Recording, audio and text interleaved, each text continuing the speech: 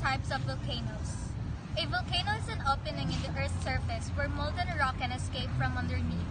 The Earth's surface is made up of tectonic plates which are spreading apart, crunching into each other, or sliding beside one another. Volcanoes are typically found at the fault lines between these plates. There can be active volcanoes which are currently or have recently erupted. There are also dormant volcanoes which haven't erupted recently, and extinct volcanoes which will never erupt again. An erupting volcano is an active volcano that is having an eruption. A dormant volcano is an active volcano that is not erupting but supposed to erupt again. An extinct volcano has not had an eruption for at least 10,000 years and is not expected to erupt again in a comparable timescale of the major types of volcanoes. Shield volcanoes. These are large, broad volcanoes that look like shields from above, hence the name.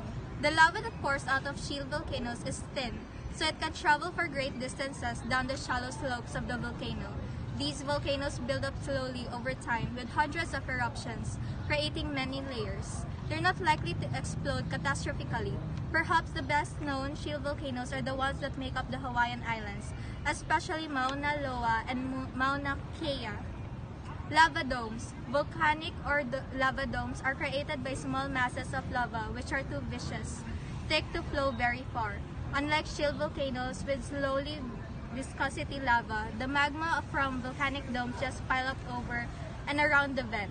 The dome grows by expansion of the lava within, and the mountain forms from material spilling of the sides of the growing dome. Lava domes can explode violently, releasing a huge amount of rock and ash. Cinder cone volcanoes. These are the simplest type of volcano. They occur when particles and blobs of lava are ejected from a volcanic vent. The lava is blown violently into the air, and the pieces rain down around the vent.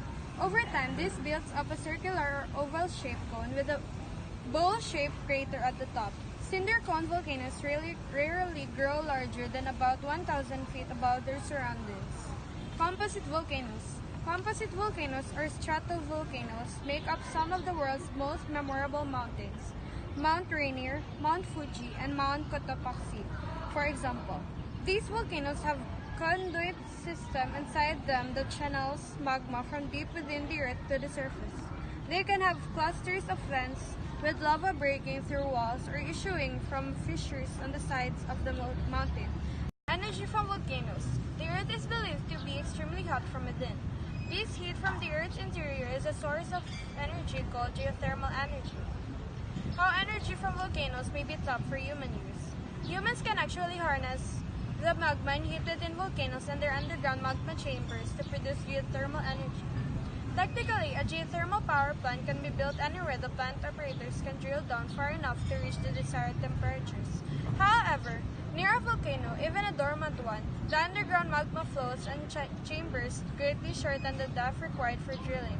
Once built, the plant either taps into a geothermal reservoir, basically an underground steam pocket, or they pump water down the hole to a point it turns to steam. The steam rushes up with enough power to turn the electrical turbines and create electricity. Disaster preparedness.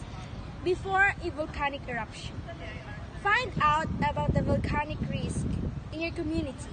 Ask your local council about emergency plans and how they will warn you of a volcanic eruption. When a volcanic eruption threatens, listen to your local radio stations as emergency management officials will be broadcasting the most appropriate advice for your community and situation.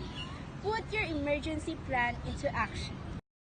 During a volcanic eruption, listen to the radio for civil defense advice and follow instructions.